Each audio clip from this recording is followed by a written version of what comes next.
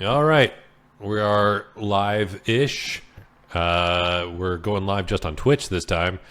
This is D&D Builds, where usually we make all sorts of ridiculous characters, but today we are joined by a couple of patrons from Patreon, and we're going to be playing a session of D&D. I try and make all of these sessions a bit more one-shot-esque, so that way people can hop in and out. But there are some chain quests that do tend to carry over, and I try to give some sort of update as to how those work. Every action in this game still affects the world at large, so things do still have quite a big impact. Today we're joined by two players. We have one player playing as Hiatki, a black dragonborn death cleric, and he is pretty notorious for trying to raise things from the dead and very focused on the death side of things. He spent his most recent long rest just chilling in a graveyard, and he wanted to reinforce his arsenal, aka raise some more undead. So he managed to acquire 2 more skeletons over the long rest, and he has them joining him on his adventures today. He wanted to make sure that alters his overall gameplay, and I'm sure it'll screw me over as a DM plenty. Then we also have one other player playing as Jet, a spellblade, but it is a mixture of an artificer and blade singer, who is playing as a human. Today, they had a selection of 3 different quests they could go on, and the choices were: the last Turtle brother has been tracked to a fortress outside the kingdom, and you can team up with the other Turtles to take down their considerable forces, which was definitely a hint at a chain quest from the Ninja Turtles, as they've saved most of the Ninja Turtles so far, but there's one remaining. The other quest that they could have gone with but decided not to is a sphere of power has been located, and there seems to be someone else tracking it. There's a request that you recover the sphere and stop the other people attempting to retrieve it, as they seem to be incredibly dangerous. This was another chain quest, and the second in the line of Dragon Ball related chain quests. The quest that the group has decided to go on today is that a spectral beast has been seen outside of a nearby village, and they request aid investigating it, as it has become very worrisome. I try to make sure that every quest is tied to some other form of popular media, and if any of my players guess before it is blatantly revealed what that inspiration is, then they get DM inspiration. We join our players now as they are hanging out in the Adventurers pub, where most adventurers just tend to chill. We have a wide array of people just hanging out in this pub. There's a couple bards on the stage playing as usual. The bartender / tavern owner is cleaning some glasses, serving some food, and there is a decent amount of people just, hanging out. There's the usual hustle and bustle of a pub in the middle of the day around lunchtime. Anything you guys would like to do? At this point, after we read the bounty that was up for it, I'm just kind of sitting at the table checking out, looking through my spell book right now. Okay. Would you like to order any food? Would you like to just chat with anybody in particular, or are you just heads down studying? Yep, I'm studying. All right, I want you to go ahead and make a history check just to see how effectively you're studying. Okay. With a 15 on history check for Hiatki, or wait, is it Hiatki or Jet that's doing it? Jet. Okay, Jet is doing the studying as a spellblade, and he is definitely doing pretty decently. As 15, you're able to really dig into the finite things of your spells, and you're able to prepare a solid list of spells for the day. If you did something ultra crazy like rolling a nat 20, I might have added some sort of weird bonus, but I think that's more than fine. Hiatki, is there anything you'd like to do? You are currently muted in case you're talking. Hiatki sitting at the table in the corner of the pub, just kind of surveying the area on everything and everyone, flanked by 2 not large but medium-sized humanoid figures covered in cloaks with burlap sacks over their faces. He's just going to order one of them to walk to the bar and grab me a cup of drink, and I'm just going to make sure I can control these humanoids Okay. effectively. Yeah, so you you command one to go to the bar. Just go ahead and make an Arcana check for your general control of them. Or you can do religion since you're a cleric. I'll do religion. 13. Yeah, you managed to control it well enough. It walks over to the bar, but you see the bartender kind of peek around and look over at you, who has another undead near you, and he just shouts over. He's like, "Hey, no undead or undead thralls hanging allowed in the bar. You got to leave them outside. I don't need any undead flesh falling off and contaminating my food." Hiatki acknowledges him and just kind of reaches up and grabs one of the burlap sacks off the one behind him and pulls it down and points at his face and says the following: "No flesh, just bone." Says, "Doesn't matter. General rule. Plus, this place gets way too crowded, and if I have a necromancer in here with a ton of undead army, it just gets way too packed, and I don't want to deal with the hassle." Very well. Hiatki is going to order the undead to go stand outside the door. "I'll lend them to you as bouncers for the night. How does that sound?" Says, "I appreciate the consideration." Says, "I think I can handle the bar just fine, but I'm not going to turn down the extra help." And so the skeletons I'll move my undead warriors by the door over there. Okay. Let me go ahead and make sure that you have some undead things. I'm probably going to have to control them for the time being, but we'll make sure that there's something on the map to be moved around. Dungeon Master Essentials. Basic undead. I'll put a skeleton there. Cool. I didn't know what level to have my undead at. I guess it depends on whatever the spell you cast would be. But, I mean, you can do it at whatever level you probably would have intended to cast it at during your long rest. All that's going on, you kind of hear my character get upset, and he slams his magic book on the ground. Okay. And it kind of like, the magic just kind of like twitches out of it. There! Literally none of my spells were in where they're supposed to be. I had to refresh it. So you slam your book and you see this like burst of magic, and the bartender's just like, "Hey, if you're gonna keep exploding magic-y stuff, I want you out of my place. So keep it chill. I'm done with this." I'm sorry, sir. Says, it's fine. Just too much magic going on nowadays. And he just goes back to like cleaning the bar. Jet, can you ping where your character is? Probably not. I don't have a lot of control over what. Okay. Because Hiatki's right here, right now. Yeah. Yeah, I believe I'm. Guys, by the couch. It doesn't. I don't know why, but it doesn't. Roll 20 doesn't work. Yeah. Well. Hiatki's just hanging out in this bar area, hearing the barkeep barking as many orders as he has. Hiatki's going to move over to in front of the bar. Okay. Just looking at the barkeep. "I can't help but noticing that you enjoy ordering people around. Says, Aren't you the one that is supposed to be taking orders?" Says, "Usually, but I gotta keep order in my place. Otherwise, things get a bit out of hand." I'm going to look him in the eyes, just kind of stare at him and say, "I don't think I like your tone with my companion here. It would be a shame if you were to go blind and deaf. Why don't you relax?" So Jet kind of like gets up, and it's kind of creepy because you can't even hear his footsteps, but he just kind of appears right next to you and lightly touches you on the shoulder and say, "I think we've overstayed our welcome. Let's head off to the next spot. I do believe there's some spectral beasts there." Yeah, indeed, you might be right. And then as Hiatki goes to exit this bar, he's right before he works, he stops and looks at the bartender and he says, "Be killing you soon," and exits the bar.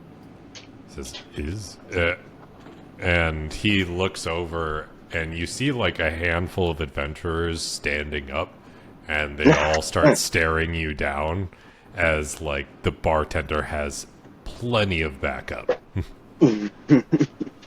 All right. So now where are we off? Now, if there's any like shopping or any stuff like that you'd like to do, you're welcome to do it. How much gold do we have, DM? You got 100 gold from your past quest. You get 100 gold per quest on top of any magical item that you might have gotten during the quest. Oh, I did not know that. Yeah. What the hell? Plus whatever you get from your past adventures. Yeah. If you've been using the same character. Yes, if you've been using the character. How much would if it would even be available?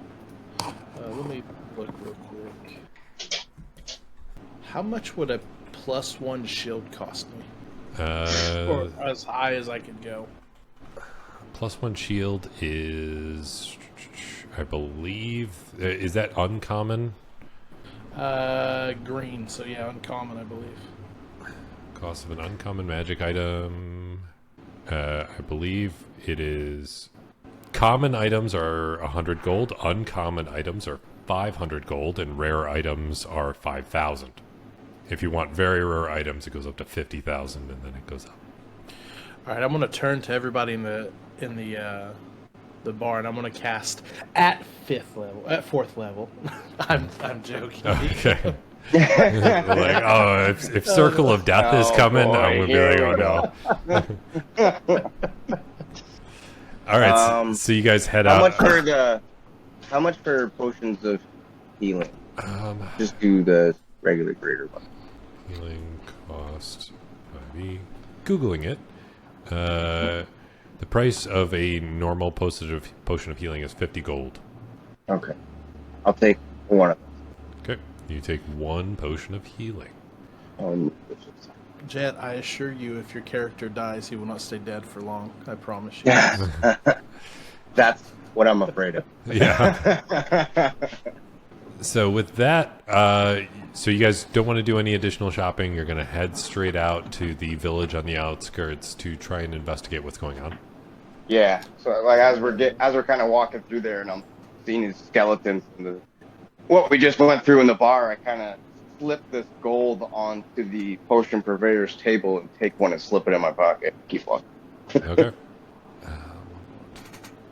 All right, so you head out to the small village. It takes roughly half a day by cart, and it's a pretty quick journey.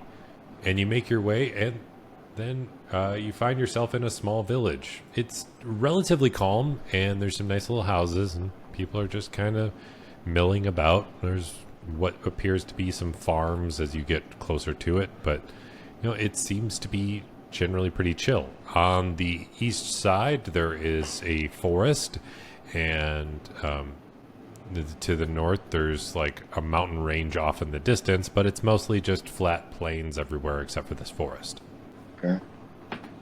From here, is there like a higher vantage point we can get up to kind of overlook this town before we get down into it? I mean, you can get on top of the buildings, but most of it's pretty flat. Okay. So what do we see from here as far as the town goes? Does it look like everybody's just kind of busy walking around and at work, or is they all shacked up by the local church ready to go on some torrent through the woods with torches? There's a couple people like kind of lazily sitting around in front of their house, but there's also a few people that seem to be very busily working. It's pretty standard for small town behavior. Okay. Is it like, would we say kind of backwoods farm town, or does it seem like it's kind of more advanced, maybe like a trader's town? Brick buildings, thick buildings? I'd say backwoods farm town, probably closer. All right. And where is I placed my token. I imagine that's where we enter from to this village. Do I see anybody within 20, 25 feet of me? Anyone I can talk to? Yeah, there's a fair amount of people just kind of wandering around. You can feel free to walk up to pretty much any of them. I'm going to walk up to one of the townspeople. Hiatki is going to say the following. Hi. I'm Jeffrey from the Church of Shantae. I'm here about your beast that you're having troubles with. Oh yeah, the spectral beast. That's been a bit troublesome. But I haven't been too worried about it. I don't know. Hangs out over in the forest. It hasn't caused me any trouble.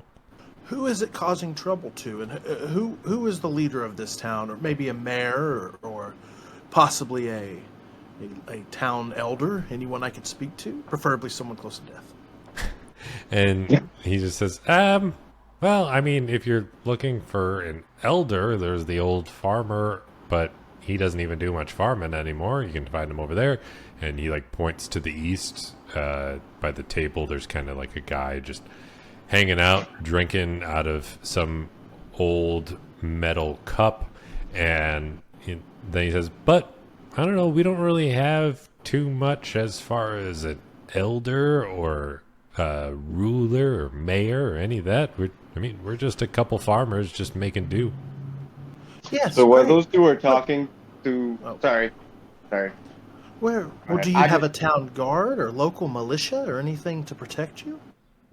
I mean, we haven't had too much need. We've been pretty close to the major city. As it's only half a day's travel, so usually if we see something coming, we just send somebody running, and they can go grab some of the or some of the city's guard to help us out. Good. That is good to Can know. How does he look? Does he look like he's sleep deprived, or... No, I mean, he looks, kind of worn out from a day's worth of work, but outside of that, he's pretty ready he's just kind of moving stuff from one end of the town to the other. Okay. Is there any children that are running around through here? Not at the moment. They might be inside, or they might be at some other spot, but from what you can tell, Usually you can't the see kids them. will tell you the truth what the parents want. Yeah. All right.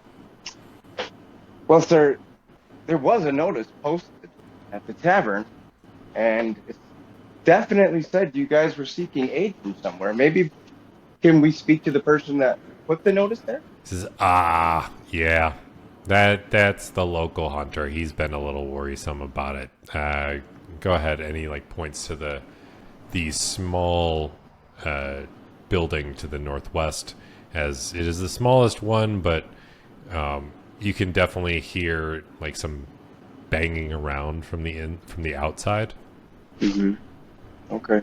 Well, thank you for your time, sir. And I'm just no gonna problem. kind of nod and walk that way. Sir, one more question for you before you depart from my friend and I. Where's the town's well? Says, I'm so parched.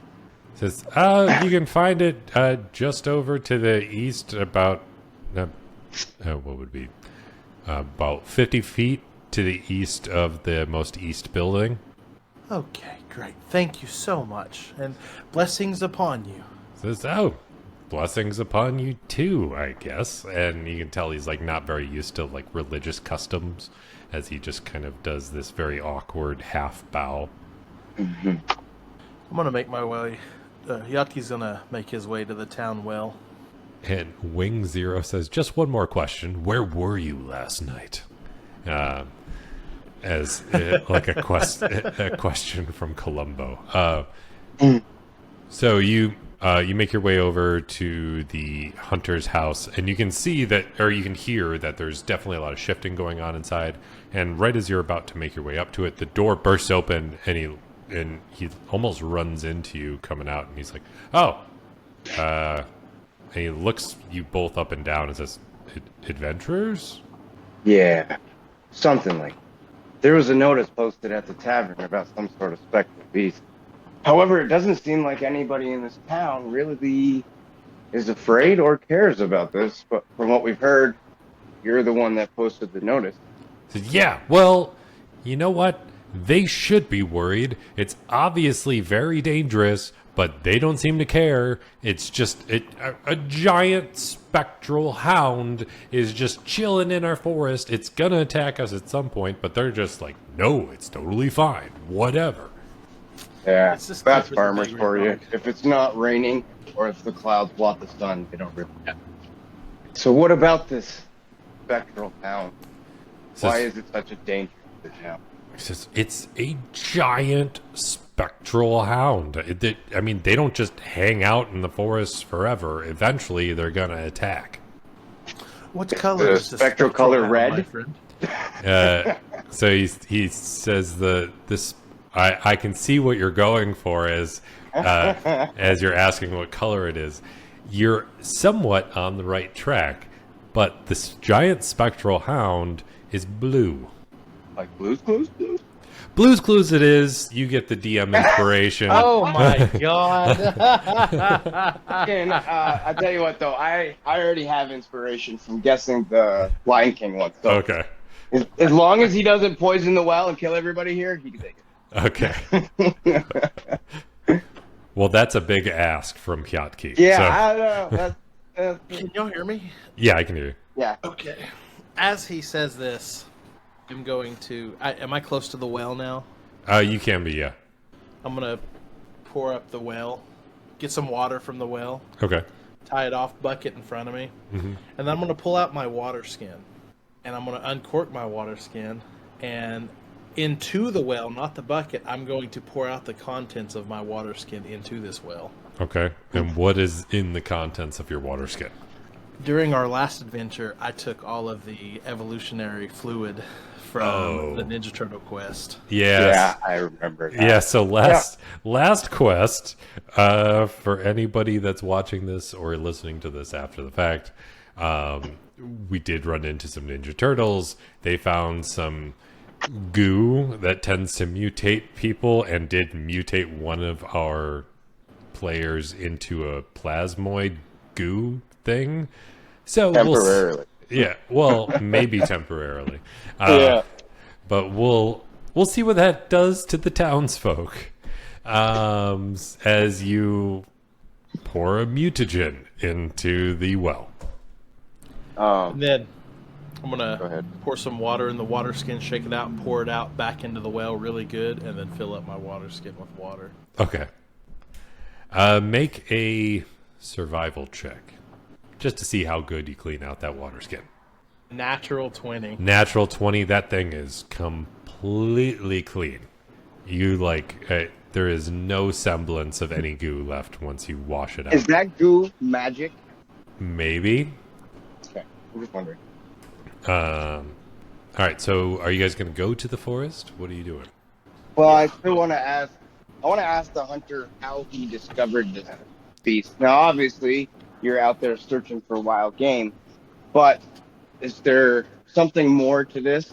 Does it maybe have a territory it's patrolling or something it seems to be guarding? I don't know anything about that. Okay, hunter, take us down your trail. And as he says that, Jet just kind of scoffs, shakes his head. He starts walking towards the forest, and he just kind of points in a general direction. He's like, "That's what I hired you folks for. Just go kill it or whatever." All right. As we're kind of walking past it, I'm going to look at my comrade and go, I really thought this guy was an actual, hunter. I didn't know he was a bushwhacker. Let's go. So you guys head off to the forest, and let me bring up foresty thing. So as you make your way into the forest, there's a few random animals kind of milling about, but there's not a whole lot that you can see, at least at first glance. And I, obviously, let me do a perception. Go for it. Are you gonna search for clues? That's a good one. Let's do that instead. I'm going to do investigation. All right. I'm gonna. Can I assist him? Yeah, go for it. It might click twice. Oh, man, it was almost a nat 20. Well, you mean, are getting that's Aaron assistance, so roll. you do get. I have a I'm gonna get negative 8. 1 in investigation, but I roll a 17. All right. All right. So, yeah, with your general perception investigation check stuff, you don't really find much. I mean, you can see that there's plenty of trees around, and you just kind of aimlessly start wandering through the forest. Because it's spectral, it's not going to leave. Exactly. Give me... But if you are looking for tracks, you can do a survival check. Alright. I'll do that. I'll take my chances. While he's doing that... An 18. All right, so he's managing to find some tracks. But, Jet, did you have something that you were going to be doing? Yeah. Is it bright and sunny here? Is it dark and gloomy? Is there some sort of weird feeling that we're getting? No, it's pretty bright and sunny for the most part, other than the shade of the trees. All right. I'm going to, as he's kind of checking out for tracks and stuff, I'm going to give him a nod. I'll just assume, like, we've known each other for a little while. And I'm going to cast invisibility on myself. Okay. And trail behind him as he keeps walking. So that way he knows, like, if something comes out, I'm not gone. I just don't want this thing to get the drop on full speed. All right. So you vanish from sight, and Hiatki does find some tracks, but they're not of any sort of spectral hound. They're not any sort of like plasma, what is it, ectoplasm or anything like that. You do find tracks of some sort of humanoid, and they do seem to be footprints some slightly larger than you noticed on the hunter. Hiatki is going to, with his undead thralls, leading in front of him, one in front of him and one behind him, is going to start following these tracks. All right. You start following them, and as you start getting further and further along these tracks, you find yourself deeper and deeper into the forest until you hear a whoosh, and you start hearing rustling in the trees as trees seem to be moving around, and you can't really tell where it's coming from.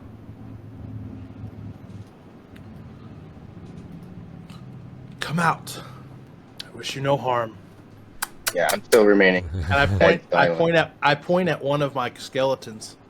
I've brought you bones. You like bones, don't you? You hear like a weird sound, and it's just very peculiar. But as you do, let me bring up, get my images. Thing won't let. You gotta figure out how to get set up. I can't panic. You see a giant spectral hound start to make its way out of the trees, and this thing is literally giant, as it is the size of a giant. From behind the trees, so I don't know where my character is, but as I was following behind him, I'm kind of like off to the left. Mm-hmm. I don't know if I can't even get it to ping, but I would say from where his character is 5, 10, 25 feet to his immediate left. All right. So I'll put you there, but you are invisible currently, and let me get some skeletons up. When you're ready, I'm going to focus on him and cast a spell. So he is like approaching, but not aggressively. He just seems to be coming out slowly, and then he's sniffing at the skeletons. Hello, gentle creature. I hear you are being misunderstood. And Do you understand me? You hear a voice echo through the forest, and you can hardly tell where it's coming from. And it says, "I do understand you, being." Why is everyone so scared of you? Are you misunderstood? I can relate to that a little bit. Is there anything that troubles you? He says, "My companion has died." I can help with that. Mm-hmm. I point to my two skeletons. Maybe I can help you speak with your companion and give you closure on whatever troubles you. Of course, if you were to promise not to attack that villages, as I to study them a little more. Says, "I have no interest in the village, just in the one who killed my companion." Take me to your companion, please. Let's have a word with him. You see him like looking you up and down, and then he sniffs the air and sniffs right around Jet, as it can. I'll just spell it, and I'll also release. I had the dispel magic held, waiting to see what he did when he made it move. So, okay. And as a sign of peace, I'm going to let go of the invisibility spell, and then also, like, I got my rapier in my hand, and that ruby's just glowing this like hot red, and the rapier itself has this red color that goes down it, and all together, all at once, kind of goes back to them. Okay. The Hound starts to guide you, and it slowly starts walking through the forest, and you find these tracks. I want Hiatki make a perception check at advantage, and Jet make a perception check normally. Another natural 20. All right. With that, you immediately smell death, and He would know that anyway. Yeah, but he can smell it from far away. Jet, you can smell it as well. But with that perception check, you not only smell it, but you can smell that there's like pieces of blood that have spilled in the forest, and you can tell that this was a brutal death of some kind. And you come across what appears to be a wood elf clad in like a green cloak. Hiatki seeing this elf laying on, is he like stepped up next to a tree? Is he laid out? He is laid out, and he has and his cloak has been stained with blood. Hiatki's going to walk up and look at the giant spectral animal, and may I examine your friend? He looks up and looks at you and says, "As long as you are careful." I'm going to crouch down and look at the elf's face. Does he still have a mouth? He does, yes. Then at I'm gonna assume he doesn't pass. want his buddy brought back from the dead either. Is that kind of the vibe we're getting? As I'm examining this, I'm going to look at the wolf. Do you know who killed him? He says, "I do not. I have been trying to investigate the forest, but it is hard for me to leave this area." How long? I'm gonna look at. I kind of gonna look over at Jet and just kind of say, "Hey, let's talk to this guy. Watch our back. Be ready for anything." Are you okay with that? Jet looks at you and he nods, and then he asks, as in character, I'll say, as a connoisseur of death, how long do you think he's been dead? And that's to you, directly. Yeah. Me? Yeah, that's to you. Yeah. And with your nat 20 perception check, you can easily discern that it's been dead for roughly a week. I'd say roughly a week or so. So any trail that was come through here would have been old. And then with that, Jet's going to turn and kind of walk, I'll say, probably 25 feet away. I'm just going to kind of stand with my hand on the hilt of my rapier, watching the wood line and giving them a moment. Okay. He seems to have a better connection with the wolf than... Hiatki's going to reach into his satchel, and he's going to pull out an incense. Okay. He's going to light it with his tinderbox and place it at the foot of this wood elf. He's going to lay his hand on the foot of the wood elf, and he's going to start reciting an ancient incantations. While he's doing this, he's moving his hand almost as if he's like, almost if there's a tear that's invisible, but he's using some kind of ethereal thread to sew it back together. Mm-hmm. And at third level, I'm going to cast Speak with Dead. Okay. You start, you see you can actually see the mana in the air, and it has this strange dark glow to you as it starts to encircle the body, and then you can definitely see it focused much more around the throat and mouth of this corpse. And the body slightly raises up and looks at you with its cold, dead eyes and just stares. What is your name? It says, "I am Stevan." I'm going to break focus on the undead corpse. I'm going to look at the ethereal animal. And is your friend's name Stefan? It says, "It is." I'm going to focus back on the undead. Stefan, what happened to you? It says, "I was murdered." By who? It says, "I didn't get to see. All I felt was the sharp pain." Can Jet What did you speak to hear this? before this happened? Sorry. Let's I'm sorry. see. I was Go ahead, I Jack. was trying to to see if Jet was able. Is only his character allowed to speak to the dead, or is Jet allowed to ask anything? Let me see. Or do I have to ask his character? If I ask him, can he ask any questions? Speak. You can Until a spell ends, you can ask. Okay, yeah, go ahead. Yeah, it says you can ask the corpse. So I'm assuming it's only Only Hiatki. a certain amount of questions, right? It's only 5 questions, and I would assume only Hiatki can ask them, because it says you can. So Save. I'll just say to Yaki, if you will, please save one question for me. I'm going to break focus on the undead and look at him. What would you like me to ask him? Continue your line of questioning. For all I know, we're on the same train of thought. you currently have 2 questions left. So I kind of hold up my hand and make the sign of 2. You have 2 questions left. So, what have we learned so far? Fast 3. What have we done? Nothing. He felt a sharp pain.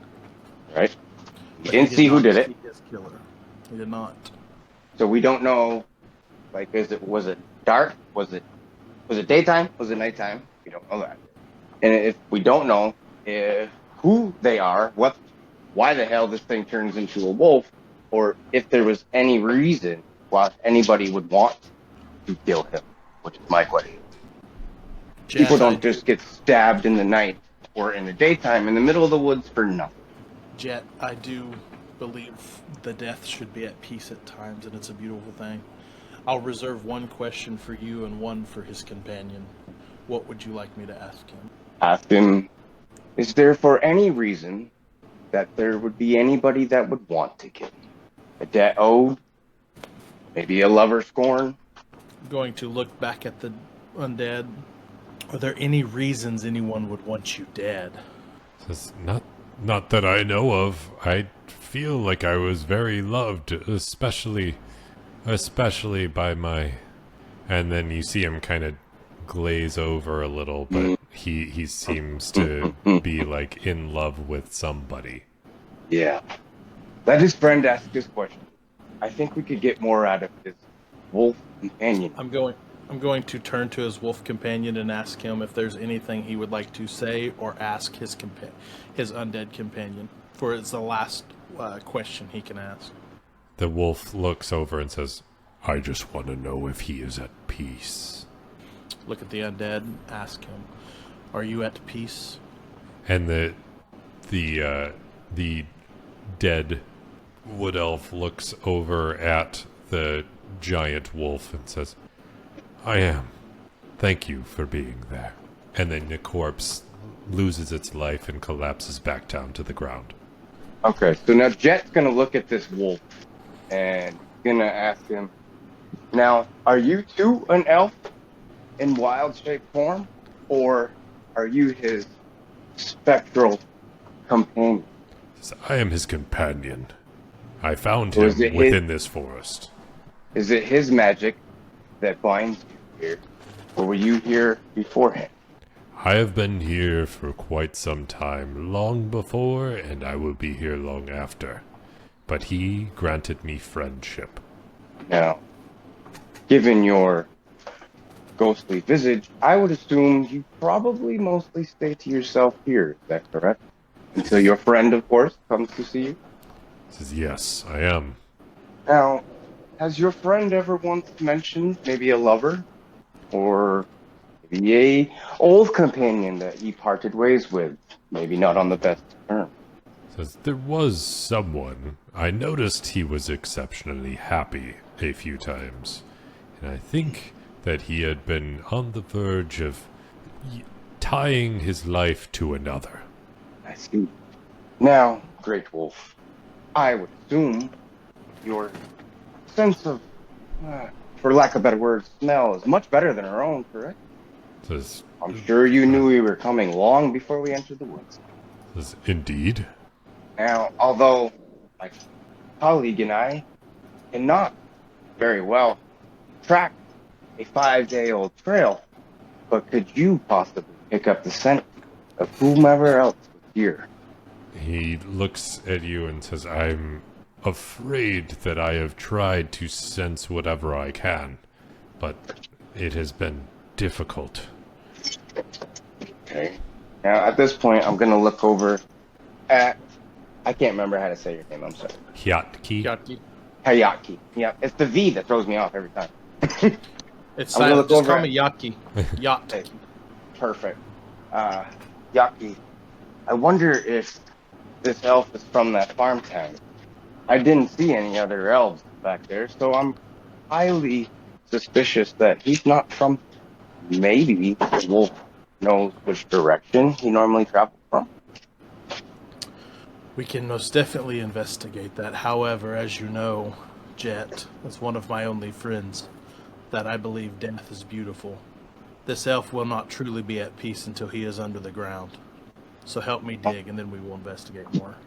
Okay, and then with that, He's going to start digging a hole. I'll tap Yaki on his shoulder, and I'm going to do you a solid. And I will cast Move Earth. All right. Hey! You cast Move Earth, and how are you And I'll just moving? do it with him, like underneath. So the ground itself is going to start to, it kind of vibrates, and you can feel it underneath our feet. And it starts slowly as kind of rocks and dust rolling away from him, and then the ground kind of breaks up. And as it comes out from underneath the body, it works itself over top.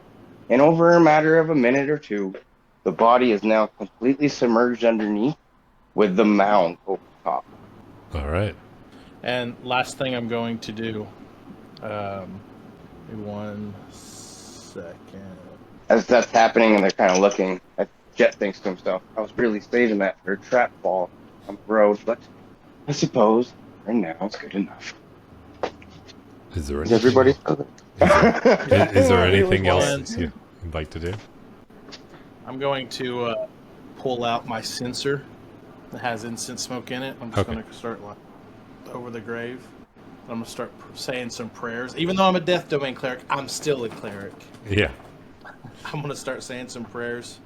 Put the censer back in my satchel, look up at the beast, and your friend is truly at peace now. And I am very sorry for your loss. Though I do love death, death before their time is never enjoyable. I have but one more question for you, my dear friend. Can you describe the other smell that surrounded your friend?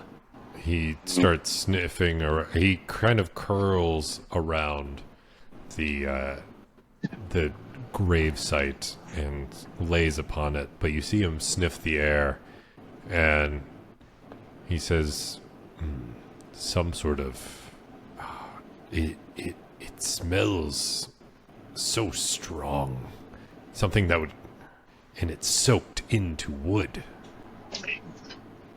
And then, yeah, he sniffs the air slightly more, and he's like, "There's something over there." And he like looks over, and it's from where you could sense that there was blood dripped on the ground. He is pointing in the general vicinity of where a particular pool of blood that you noticed earlier was. Well, let's go investigate it further. Jet, I think we might have a scent. Lead on, friend. So as you go to investigate, go ahead and make an investigation check, and please do so at advantage because you are pointed in the direction. An 11 on the first one. Come on. I'm going to give you... I'll give And it. an 18 on the second one. Yeah. Can 18. you get a +1 with aid? 18 is good enough. So with 18, you kind of push away some of the dirt, and you feel a broken arrow, and you find the like back end of one. As if you had investigated the body before you buried it, you would have found the other end of it sticking out of his back. But you find the rest of the arrow buried in the We sand. didn't want to touch it. We didn't want to touch it. This wolf off. Okay? Yeah. Especially with my buddy. I mean, he might raise the dead, but he's got a special connection. Yeah. I can cast animate dead, but But you do find the half of an arrow, as it seems that was very obviously like broken off, and it has a slight stain of blood to it. So that's the other half of the arrow. Yes. Now, So Jet's holding the arrow in his hand. Is there anything that he notices about the fletching, or maybe the shaft of the arrow that could kind of give away maybe where it would have came from? And I don't mean like town location. I suppose I mean more, is this like human made, elven made, anything like that? Ooh, Is it an orc arrow? that would definitely take. Ooh, that would be another investigation check. Would it be an investigation check, or could I cast it? Cast what? Identify? Yeah. Yeah, you can cast Identify and know a lot more about it. All right. Perfect. Damn. All right. So. Magic items. Right. So it's a ritual. It takes, I believe, 10 minutes.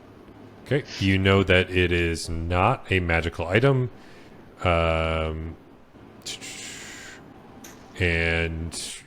So I'm gonna take the arrow and sit cross-legged on the ground, hold it, and my eyes will roll in the back of my head.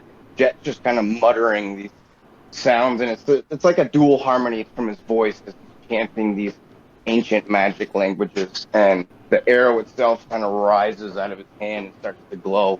And after 10 minutes, what is it? you immediately sense it's not magical. It has some sort of ties to humankind, as it was handcrafted by some sort of human for personal use. Now, if I do, can I pair an investigation check with that to try to maybe see? I guess no, that would be divination. But maybe see if I can. You can go ahead and make an investigation check and do so at advantage because you cast Identify. You know a decent amount about this arrow shaft at this point. Here's the first one. Oh, that's a dirty 20, yeah. Let's see if you happen to roll better than that somehow. Nope. Nope. You start inspecting the arrow, and as you clean off some of the blood on the fletching, you do notice that the fletching does remind you of something, and you immediately recognize that it is an arrow of the hunter that you spoke to That's earlier. what I was. That's what I was going for. I was like, this hunter here that doesn't know any information but he's clearly. I knew he knew more than he was letting on, but he didn't have any of his gear on him. At least that's what I got out of it. So, but as he came rushing through the door, I was like, wow, maybe Jet got an eye in there and noticed. Yeah, you definitely noticed that there was like arrows piled and scattered along the ground, and the fletching seemed somewhat unique, and it kind of rung in your head. But you're like, it didn't stick there initially, but like as you're investigating it, immediately just pops, and you're like, oh, this was the hunters. Right. All right. So I'm gonna look at my friend, and I'm gonna say, or both of them, they're both sitting there. We'll say, I have found out whose arrow this is. And I'm going to look at Hiatki, and can't speak telepathically, but just kind of that I'm giving. I'm kind of concerned about staying in front of this wolf, as I don't want the spectral beast to go charging into the town and tearing everybody up. But I definitely want justice. Okay. But maybe so much by our hand. Hiatki picking up on this. Going to look up at the wolf. Suppose we were to find the killer of your companion, and suppose you were to know who they were. What would you do?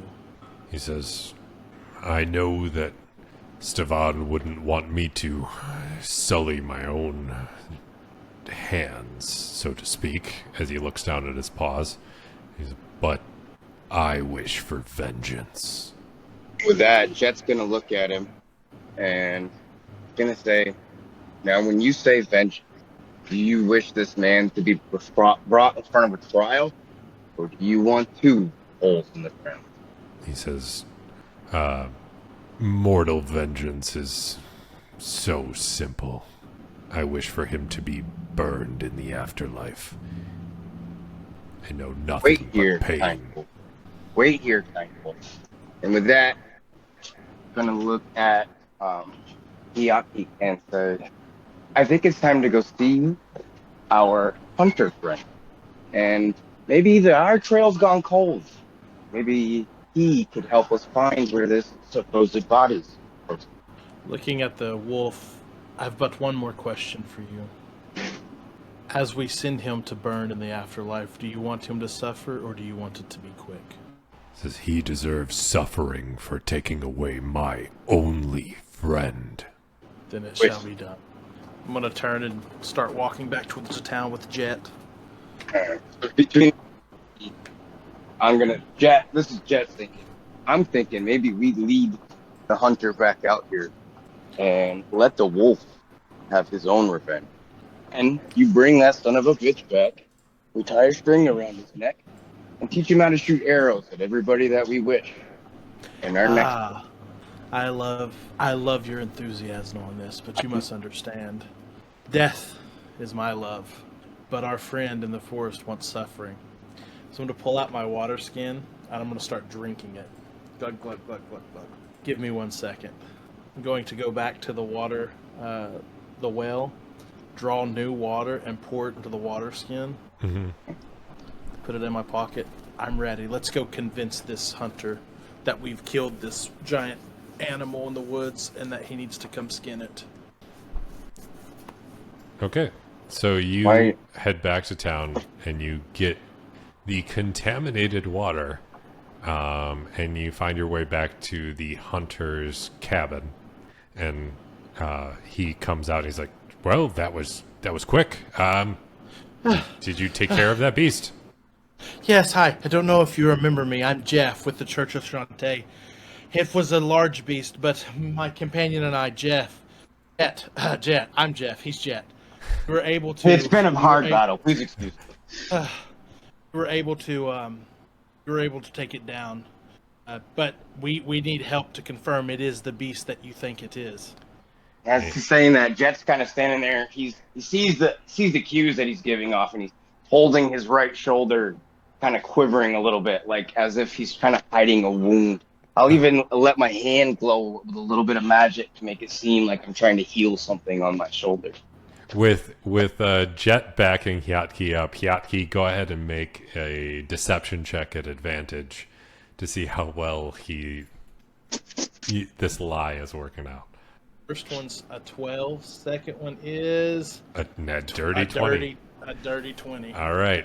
He looks over at you and he says, "Oh, you must be very injured. Is there anything I can do to help with your wounds?" No. That's fine. We can take care of our wounds. Once we confirm this beast, I can cure wounds, my friend. I'm, again, Jeff with the Church of Shantae. They teach us how to heal, but I know this was dire for you, and it is important for you to confirm, so I don't believe there's any time to spare. Just follow us, and I turn with Jet and start walking back. Jet's going to kind of like, he's just going to reach out and not grab the archer, or the hunter, but like put his hand behind his back to like kind of motion for come with us, kind of, you know what I'm saying? He One says, of those, yes, come, let's go. Oh, of course. And he like slings his bow over his back and he says, "Let us go." And he immediately follows you to the forest. All right. Does he come by himself? From what you can tell, yeah. Okay. So you guys make your way back to the forest, and once you enter the edge of the forest, bring it back into the forest map. I'm gonna move him off to the side for right now. He's gonna be up in the corner, but you make your way just to the edge of the forest, and the hunter is immediately following you, and you're just saying, "I can't believe you managed to take it down so quickly. That's quite impressive. You're going to be well worth the fee I have to pay." Oh, I can appreciate that. I'm trying to reach into my satchel and pull out my water skin, kind of turn away from him and motion that I'm taking a drink with my finger over the... and I'm just going to hand it to him here. That was a long journey. Take a drink. He says, "Thank you." And he takes a swig, and you see him kind of like, I'll tap him on the shoulder and say, "Yeah, that's not water. It's strong. We know." And I'll take the flask as well, put my thumb over it, turn away, take a swig, and then hand it back. Yeah. And as he continues to walk, he kind of like coughs and just like, yeah. So where is this? Where's the body? You said you thought I could. At this point, Jet's blowed up. He's not walking directly beside the behind. I'm going to cast on him. At first level, I'm going to cast Bane on this hunter. All right. So you cast Bane, and he starts to like notice that you're casting, and he's like, "What? What are you doing?" As he's like waving your hands away, but he's like his eyes are starting to glaze over. And as he's doing that, Jet pulls his rapier out and mutters some incantation, and I'm activating Bladesong. All right. So you start activating Bladesong, and he's just like, you see him in a bit of a daze, and he's like looking at his hand as he tried to wave away the other casting. He's just like, what's going on? And like he looks down, and he falls towards a tree, and he puts his hand against the tree, and you start seeing his hand kind of like go into the tree. As that happens, Jet's gonna take the other half of the broken arrow out of his pouch that he has on his side and throw it at the man. We have figured out the killer, He says, and what? now he should serve his justice. He says, what? Put on like an arrow in the back. He says, what Take the killer? blade. Killer? What are you talking? And then you say like arrow in the back, and he's just like, you son of a bitch. And he tries to take his hand away from the tree, but it's literally like shifting and molding into the tree. And he's just like, what have you done to me? As his hand starts molding and shifting into the tree, I'm going to have my two skeletal warriors with their axes just come down on top of his hand to try to sever his hand and to have him fall away from the tree. You see, go ahead and have the roll an attack roll make 2 attack rolls for your skeletons. All right, so they have +4 to hit. Okay. So I'm going to just roll 2 d20s, right? Yeah. And I'll just know that there's a +4 to each of them. It's a pretty low. First one's a dirty 20. Oh, no, I did that wrong. All right, I got to roll them separately. Yeah, it's a 14. I see it. It's a 14 and a 6. So that's fine.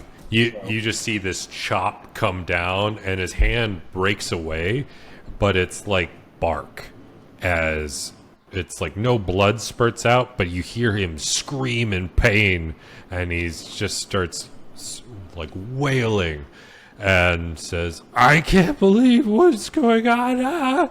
And he just starts, and then you see the spectral beast start peeking out of the trees, and it glares from the distance. I'm going to pull out one of my ropes and tie it around his upper body, Okay. like under his armpits. I'm going to turn and fling the other side of the rope over my shoulder, and I'm just going to start dragging him towards the spectral beast. You go ahead and make a. We're gonna I'll make grab the rope with him so you can do it. Make a grapple check at advantage as Jed is helping you out to do that. Is that just a strength roll? Yeah, it'll be athletics. First one is a 6. Second one is a 6. He manages to like wiggle free, and he's like, "I'm not gonna let you just take me down so easily. I fought so hard, and I deserved this. That dirty fucking wood elf." And he, and he's as he says that, as he's saying that, losing his mind, my rapier turns into Shadow Blade, okay. and I will lunge towards him as he's kind of like go to his feet to make an attack with the shadow. And I am going to do that at 4th level. 12. No, I don't. Oh, I guess I don't know how I roll hit with that right now. it might just be a / roll 1d20.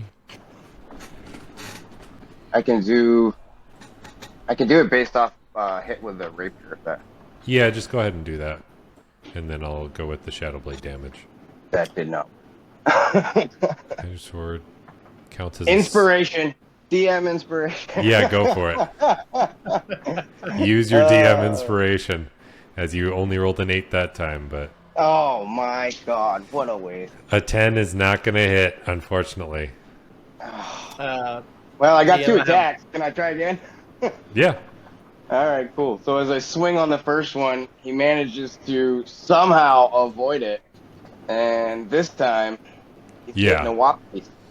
Your shadow blade cuts through and chops off his other arm right at the elbow. And you see blood start pouring out, but like the blood is shifting in color. It's almost like it starts spurting out in red, and then it starts spurting out in green, and then black, and it's just weird. Like you see part of his face starts to droop. DM, would he be considered a plant creature or magical plant now? Let's see. Or non-magical plant? He is probably considered a magical plant at this point. Although I'm not sure whether or not you know that without... Did you say magical plant? Magical plant, yes. Well, I would like to cast, at 4th level, Blight on him. All right, go for it. I was going to do Dispel Magic. So let me make sure. Necromantic energy washes over a creature of your choice that you can see within range, draining moisture and vitality from it. The target must make a Constitution saving throw. You said he is a magical plant. He's going to make those Constitution saving throws with a disadvantage. Okay. Yeah, he crit fails thanks to that disadvantage. And so the spell deals maximum damage to it, so I don't guess I roll, so it's 8d8, so 8 times 8. I'm awesome at math, I swear. 64. Yeah. Okay. Yeah, you deal 64 damage as he's already missing like half an arm and a hand, and you see like the moisture start to leave his body, and and he starts to shrivel, and his face starts to crack, and he's like, oh, what is this? As this is happening, I'm going to grab just right under his jawline. I'm going to pull him in very close. I'll say, as you suffer now in life, you shall burn for an eternity. And with hoping Jet that hits him with a kills him. Thunderbolt. I'm gonna push him away from me, and then Jet can do whatever. Yeah, you push him away, and he's starting to shrivel, and Jet, go ahead and do whatever you were about to do. No, you're fine. Go ahead. I was going to zap him with a Thunderbolt, but, I mean... Yeah, go for it. Make the attack roll, or whatever it would be. Oh. Do you want me to do... I can't. Do you want me to do Lightning Bolt? Yeah, you're gonna have to, because every time I click it to do it right now, it goes to the maintenance thing on. Yeah, he is hardly able to move, so a dexterity saving throw automatically is going to pass. As you hit him with 8d6 lightning damage. Let me just roll it. 8d6. That is 36 damage as it just blasts through him. And you see his body like turn to ash as he screams, and it's like it makes a hole straight through him that just evaporates. But there is still like the upper part of his head and shoulders, and that's it. That's what I was trying to eliminate the whole thing, because that mutant engine. Yeah, he is just a shriveled almost nothing at this point. This was going to have a fair amount of combat to it, but you guys kind of role-played the crap out of it and made it so that didn't happen. And you see the Spectral Hound comes up and bows to both of you and says, "Thank you. You have done true justice." Jet's just gonna nod and let Hiatki. Be at peace now. And though I don't have many friends other than Jet here, you shall consider me an ally from this day forth. Be at peace. He says, When my friend goes, my blade goes. And you see him nod to both of you and say, "You have my blessing as well." And as a creature of the forest, he grants you a blessing that allows you each to be able to cast Summon Fae once per day. Yeah. Hey, how do I add that? So you'll just have to add it to your character sheet somehow. But just go down into cuts. I'll mess. Yeah. Manage feats. Yeah, you can say that it's just blessing. If you go to inventory, Spell. Yeah, Yeah, blessing if you go to of the inventory, blue you can add beast. Spell slots. Inventory.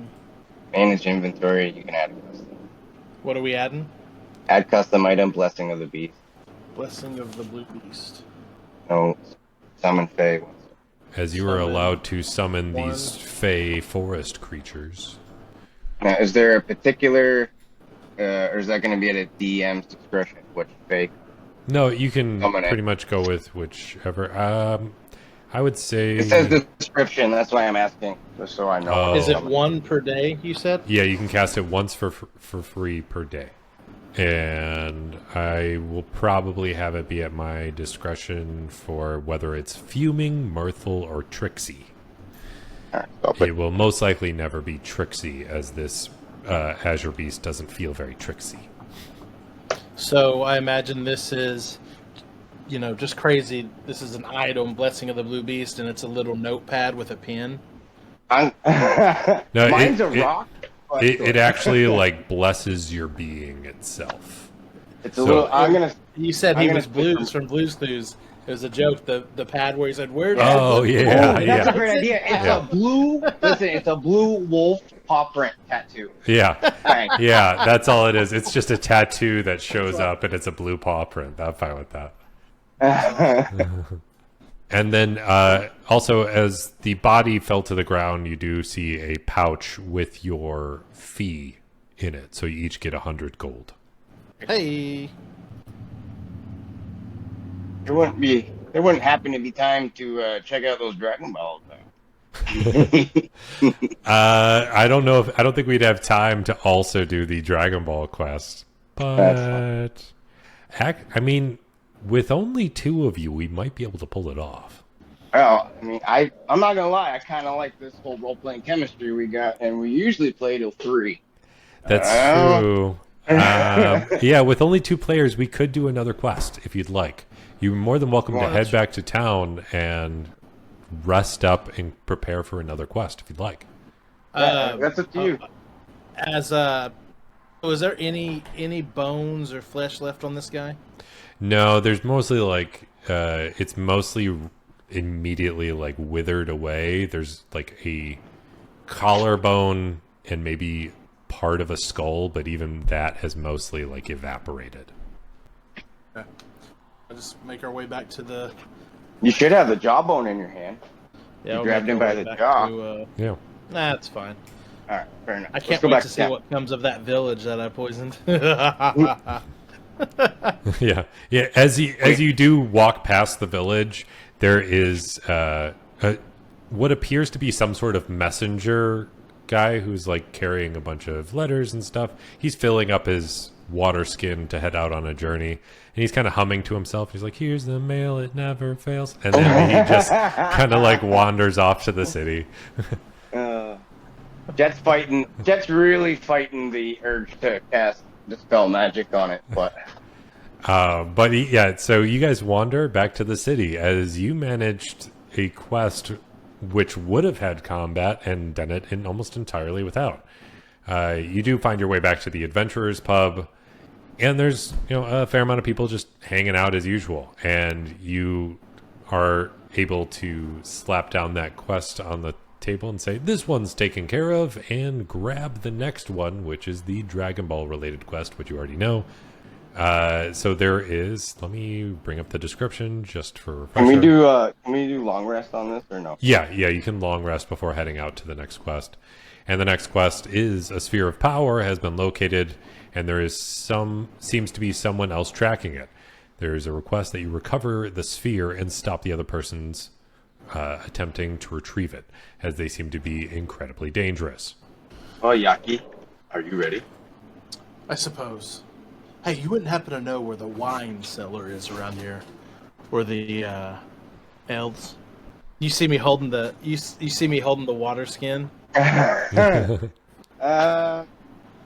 You know what? This is where most of our fellow comrades. Now we might be the outliers, but I would hate to ruin the only place we have to go. Jet, I hate that you always make so much sense. Throw the water skin into the fire and just kind of walk off. That's fine. The water skin goes into the fire, and you see this like strangely colored smoke start to fill the room, and people are like, what was that? And you hear like one or two people start coughing, and as they're like coughing, like weird sparkles are coming out. I'll pat Yankee on the side and be like, "Don't worry, friend. We'll find you another plaything soon." As you start heading out to the sphere's been located. Yeah, you know the general direction of where the sphere has been located, as you got the request from what is essentially Bulma, who got the first sphere of power. Your job. Oh, go ahead. Does she have trunks yet? She does not. I marry her? You can try if you'd like. I'm kidding. She does have. The quest does require you to actually turn in one of the spheres of power as part of the quest, but it is also asking that you stop whatever forces are attempting to get the sphere first. Well, Jet's gonna kind of reach over as Yankee's jaw has clearly dropped and just kind of slightly push the bottom of his chin and say, "Hello, ma'am. We're here about summons." Yes, we got the direction in. It's from that part of town, and then she like brings up a map that has this like magical spot on it, and it is glowing and showing some sort of area that might have a sphere of power. Now, I myself personally am not familiar with these spheres of power. I do know I have heard mention around the tavern about some of the fellow adventurers in our guild that have come into contact with one of these, but I was not there. Says, "Oh yes, I've heard only rumors about them, but I've kind of made it my personal mission to gather most of them. But you know, that's kind of the luck." And you know that she is like tied to some very large business in town, and that she has the expendable income to be able to just take care of it, like to be able to hire adventurers and do whatever she needs. Jet's gonna kind of side eye Hiatki and look back at her and go, "Well, we are more than willing to help. However, we just kind of finished up helping somebody else a day or two ago, and we could use a little extra to kind of make our travel a little easier. Is there any way we could maybe rework the fee for this?" Make in persuasion check. Gonna laugh at me. She looks at you and she's like, "This isn't my first rodeo. I know that there's a standard fee." Well, you can't blame a wizard for trying. Unfortunately, hi, Jeff for Church of Shantae. Yes, there is a standard fee, but as you may or may not know, the Guild of Exceptional Adventurers Solving Problems is a little short-handed right now due to a pandemic. Perhaps maybe you could tip us a little bit, maybe give us a little more incentive. As you can see, the normal fee would include just one or two adventures. As you can see, I've brought 2 additional. They kind of point at my skeletons. On top of this, oh, you haven't even met my friend yet. I'm going to ask blessing of the blue beast and summon a fae. I don't know, whichever fae you want to give me. That would probably be a little blue hound dog. Yeah, it's gonna be a small dog, and I'm gonna say it's mirthful. Yes, and as you can see, I've brought one of the best investigative hounds in all of the land. There's not a clue that dog can't pick up, I promise. There's not a clue indeed. Look, there's not a clue. He's absolutely correct. So the Church of Shantae has guaranteed the very best for you. So perhaps maybe a little bigger donation to the church, ma'am. Make it with all that. Go ahead and make another persuasion check. Hiatki at advantage.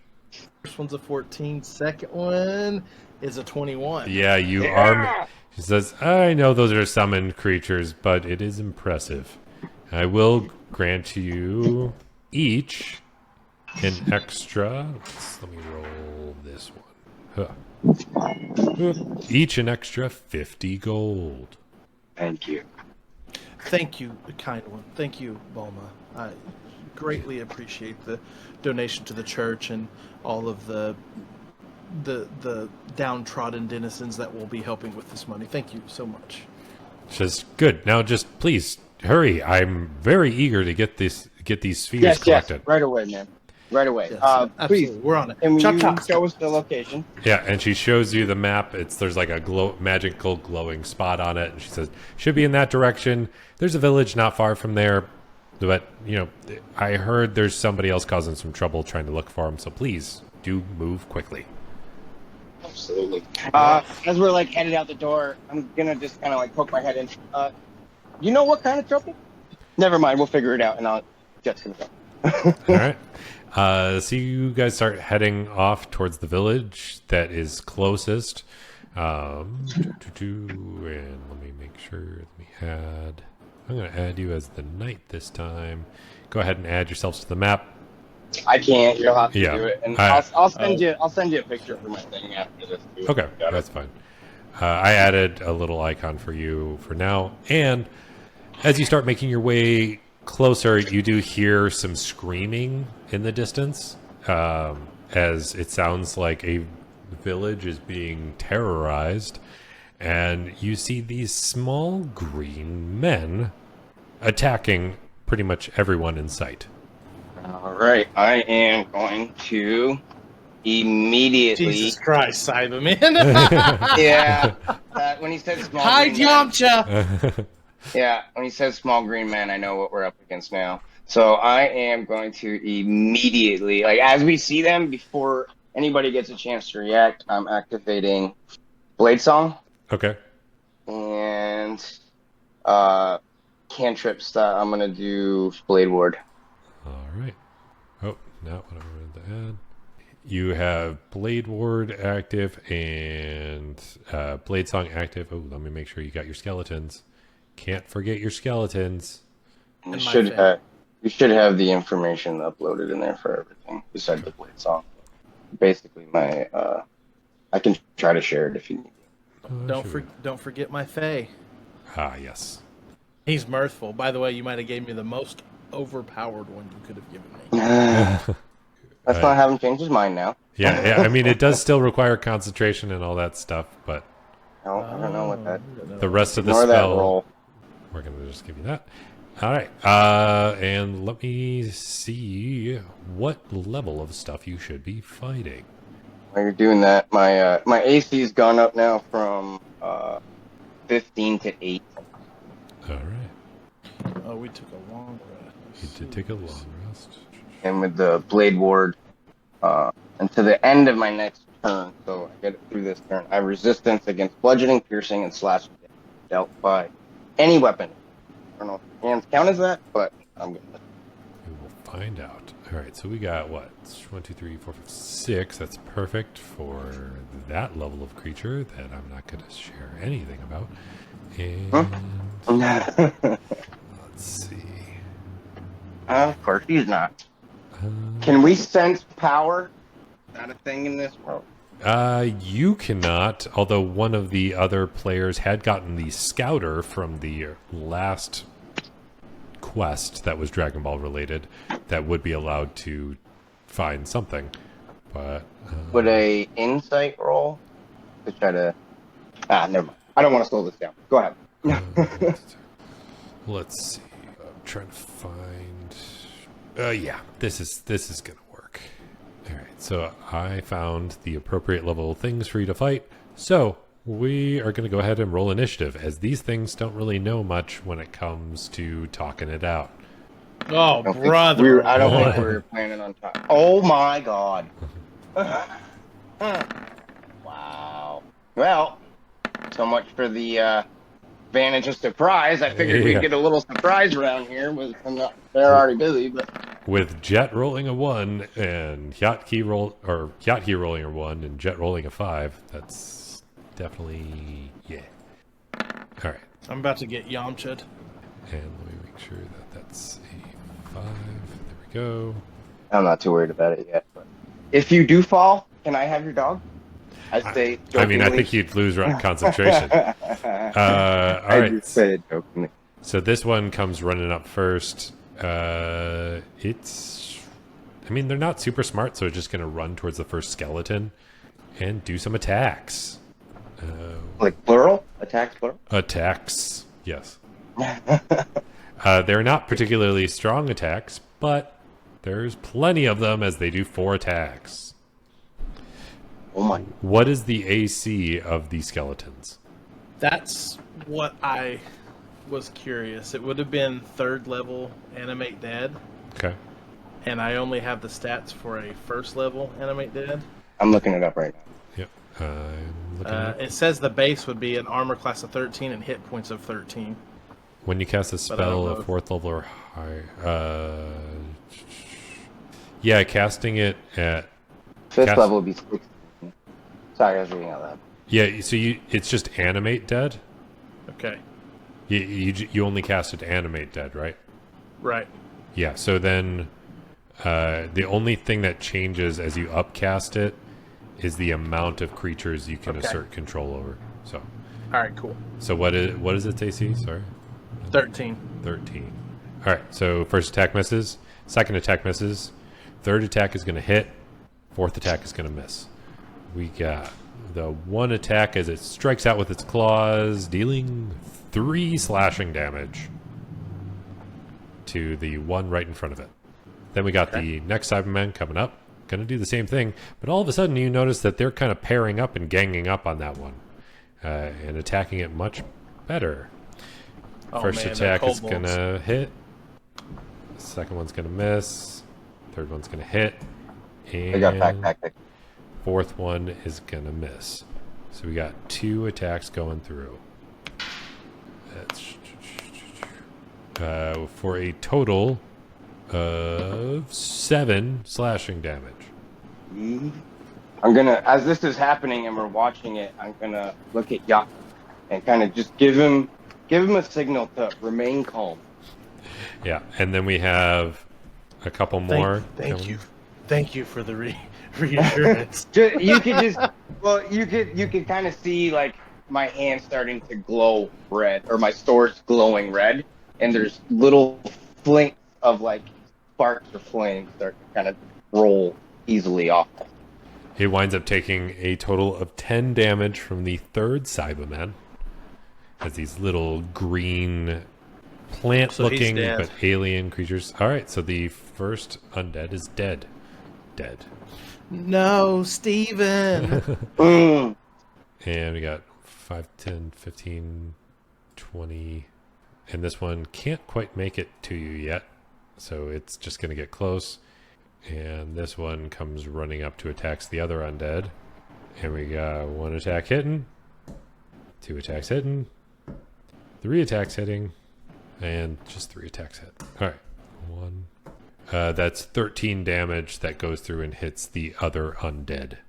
No, Barbara! Is that one dead too? Yeah, that one's dead. All right. Then it is Jet's turn. Okay, so Jet is going to cast Fireball Okay. at 4th level, and they all need to make a Dexterity saving throw of 14, but I'm trying to check. I need to remember the range here. I think it's a 20-foot radius. So I'm going to cast it. You got the king. Yeah, you're able to hit pretty much all of them except for one with that hit. Wait, Yeah, I just want to put it so the outer radius. actually, If you go can from hit. there, I should be able to hit them all. Yeah, you that's can what I was- hit all of them. Yeah.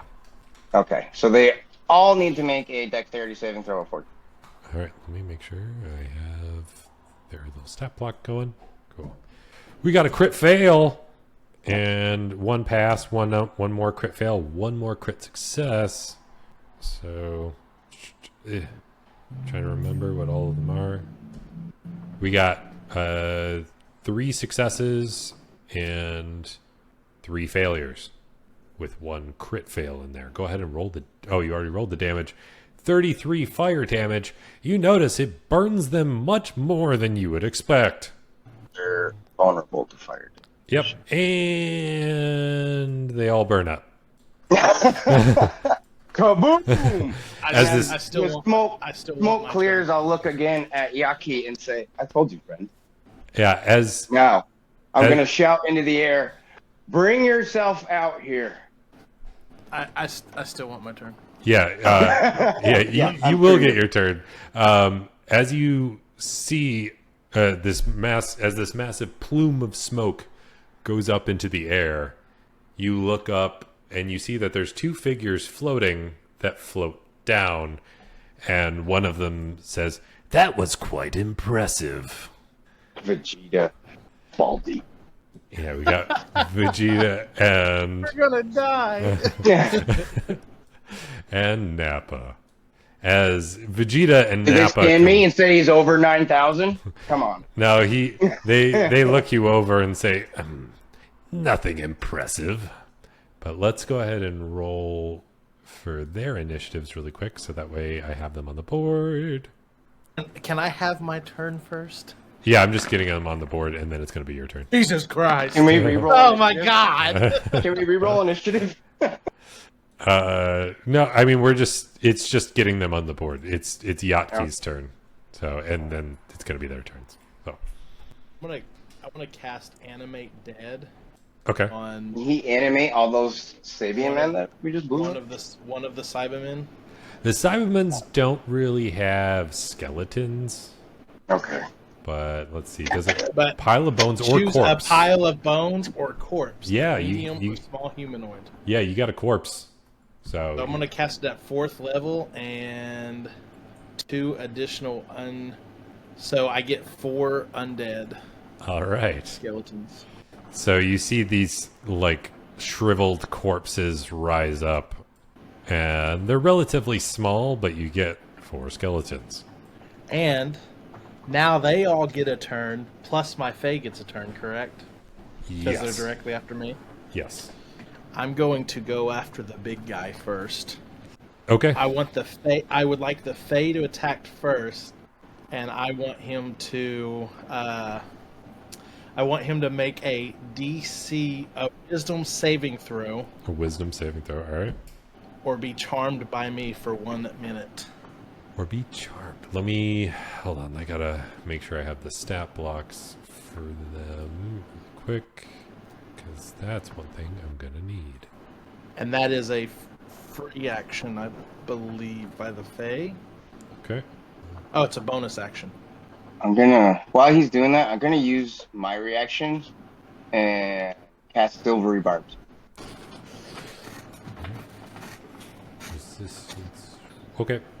You use your reaction to cast Silvery Barbs. It has disadvantage on this, And the advantage will go to, And in the wisdom. Okay, so the Fae can force 1 creature. I'm gonna hold on to that advantage for a moment. okay. It does And fail and is charmed by your creature. So that's the bonus action. And that's charmed by me, Yeah. correct? Yes. So let me just make sure I understand how charmed works. Well, let me double check. Summon. I don't think you can command it to attack anything. Yeah, it just means that it's like not gonna attack you. It's not gonna attack. Yeah. Basically friendly to you. Dear friend, oh my God, it's so good to see you. I haven't seen you since our studies with the Church of Shantae. I forget your name, but just set this one out. Don't attack anyone right now, please. He looks at you and he looks at the Fae. He's like, "Not attack? Why would I ever not attack? That doesn't make any sense." And he seems to be like gripping his head, but he seems relatively confused. And now it is the skeleton's turns. Oh, hold on. Oh, go ahead. There's more. Oh, okay. That was the Fae's bonus action. Oh, okay. Now, with its normal action, I'm going to have the Fae. Let's see what spells does it. No spells. I'm going to have it so we maybe get 1. Oh, well, okay. Yeah, I'm gonna have the Fae. Gonna have the Fae do a short sword attack on the vegetable over there, Vegeta. Okay. So that is a plus your spell attack modifier. So it has a 15 to your spell attack modifier to hit. All right, so that would be +4 to hit. Okay. So go ahead and make the attack roll. 15 to hit. 15 does hit. On Vegeta? Yes. And then short So sword would be 1d6 plus 2. So that's 6 damage. Yeah, you notice that it barely makes much headway. Let me. And then my old skelly boys, spooky, creepy skeletons. Oh, it does. Don't attack when you got the charmed, short sword attack is 1d6 plus 3 plus the spell's level, so it's plus 6 total, and then plus an additional 1d6 force damage. Oh, okay. So I need to roll another d6. Yeah. So you notice that the slash itself doesn't do a ton, but then all of a sudden, like, it has this echoing force that does a Plus bit another more. 3. Yeah. So it was 4, 5, 6, 7, 8, 9, 10 total damage. 3 of it being force. Yep. Okay. And then I'm gonna have my skelly boys start just run up and start clobbering on Vegeta with their swords. All right. I want to position that third one to the left of Vegeta so they all have advantage on attacks. Okay. And will you move one up behind him? Yeah. Kind of like a cross Oh. or a plus sign. Yeah. There we go. So you have them on every side of him, and they're going to do some attacking. So, I'm sorry, this roll's going to take a second. So first roll, D20 with advantage. First roll is a 19 to hit. Yep. I don't think I can roll a natural 20, but I'll take the chance. Yeah, to just do it see. just and see. Just in case. No, it's a 2. So we'll take the first hit. Okay. That damage will be 1d4 plus 2. Oh, sweet. So 5 damage. Okay. And then second Skelly Boy with advantage. 9, 18 to hit. 18 will hit. Damage 3. Okay. And then third Skelly Boy with advantage. 19 to hit. 13 to hit, so 19 hits. Yep. 8 damage. Okay. Oh, wow, nice. And then last Skelly Boy, 12 to hit. 12 will not hit. All right. And that will end my posse's turn. Says, "What is this nonsense?" And he looks over at Nappa. He says, "Snap out of it, you fool!" And we're gonna do some attacking. He looks over at... He's not an idiot, so he knows that there's something going on between all of these summoned creatures. He saw you summon the dead. So he's probably just going to blast straight at you. And so blasting at Hiatki, you see these energy blasts coming out. What's your AC? 15. Okay. We have one blast kind of goes wide over your head, but the other one hits you square in the chest, dealing... Do you have silvery barbs up on me? But I can give you advantage. I can also do absorb elements, but I think my reaction's already been burned up till I get back to my turn. Yeah, your reaction is burned up. But you can have advantage on an attack for yourself for later. Oh, okay. So you do take... I don't think I can move silvery bar to me, but I give it. You do get blasted square in the chest for a total of 18 damage. Whew! That's a big boy. Yeah. Oh, Lord, he's a coming. Let's see. Spells. Until the I think turn. I have to make... Nappa looks around. Yeah, you do have to make a Constitution saving throw to make sure you're concentrating still on your summon Take thing. advantage on that. As you get hit, the silvery barbs are going to go to you. A natural 20 on my first roll. Yeah, you're Okay, right. I didn't send you the silvery barbs. No, he has those silvery barbs. You can't take that back. Fine. But yeah, you definitely are still concentrating on the Fae. But Nappa looks around and he's just like, he is charmed by you and by the Fae, but he still sees all these skeletons attacking Vegeta, and he's just like, I'll get them. And he tries to start smacking away. He's still a little fuzzy in the head on the first attack, but the second attack, he punches down and does a decent amount of damage to the first one. He does 14 damage to the skeleton right next to him. No, Timothy! As Timothy is obliterated into a rubble of bones. And now, it is Jet's turn. Oh boy. All right. So, quick recap is I just watched this ball guy kind of get charmed, and he didn't really do anything out of it.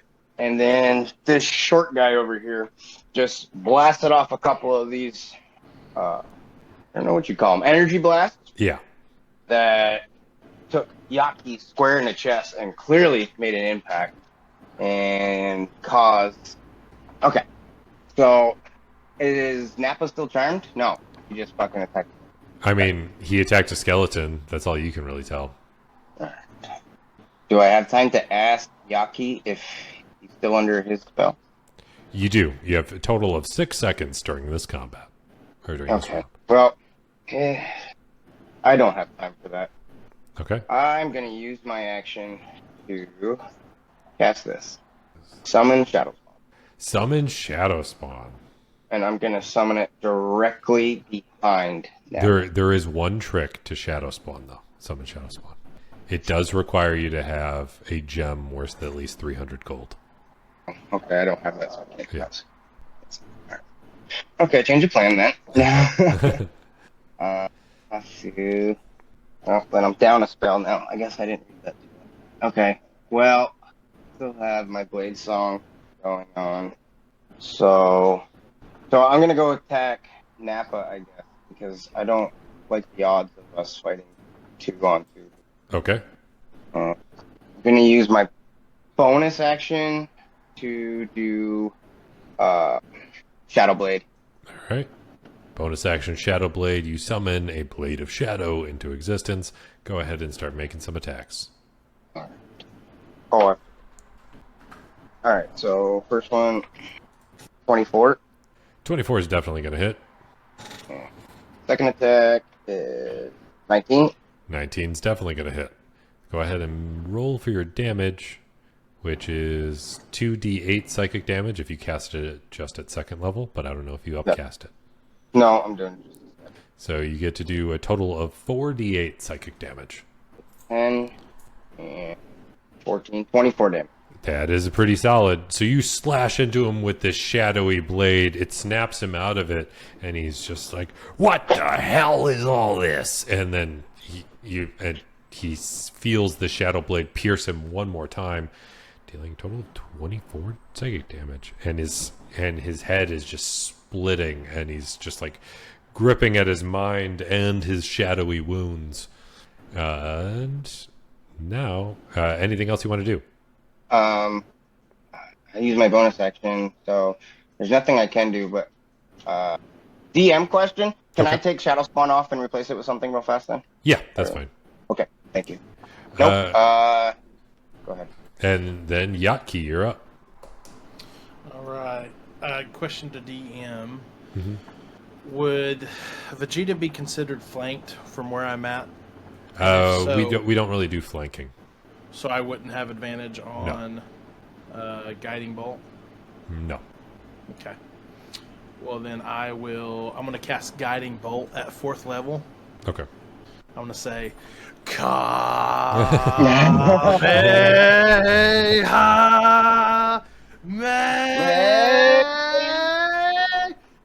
Do it. And obviously I miss. And you just see him like deflect it off to the side. and give you a really funny look. Yeah. And he's just like, well, that was anticlimactic. Anything else you want to do now? I have a bonus action of Healing Word, Okay. and I'm going to cast it on myself at... You can't, because you casted cannot. Guiding Bolt. And there's a whole thing about how you can only cast one spell, actual spell. You can cast a cantrip and a spell, but you cannot cast two spells that require a spell slot. That's the Alright, beauty no of worries. being a. That's the beauty of being a. That'll end my turn then. Faye's turn. Faye can go ahead. Summon Faye. And again, there's no flanking, so they would not get advantage unless there's some sort of ability already built in, like pack tactics. Okay. I'm going to use my Faye. He's going to use a bonus action to do Fuming, so he has advantage on his next attack roll. I think it actually has to be... Let me double check. So it's based off of the type of creature that's summoned. So a mirthful one was summoned. So it can only do the mirthful thing. So Summon Fae can do either Fuming, Mirthful, or Tricksy. And it has the mirthful stuff. So that's how you got to do the charm thing. Alright, then I'm going to use my bonus action to try to charm Vegeta. Okay. No, I'll charm Nappa again. All right. You try to charm Nappa again.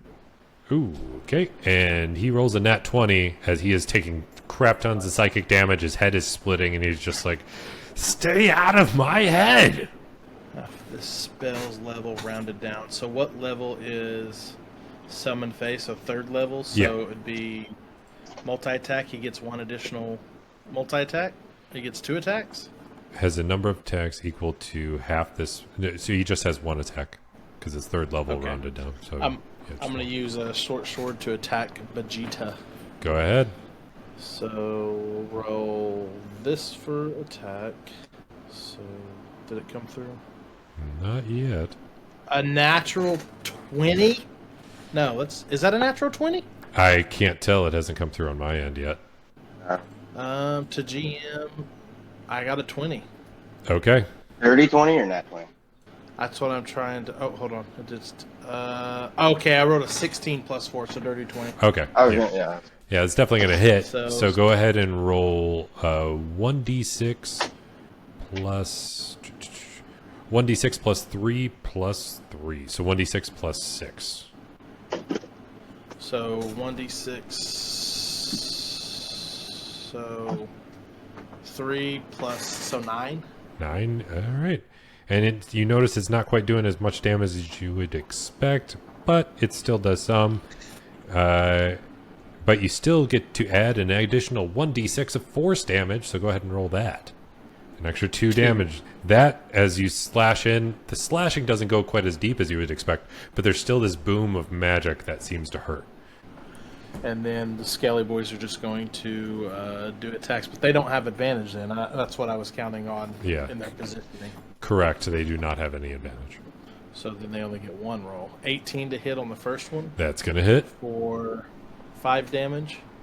Okay. 24.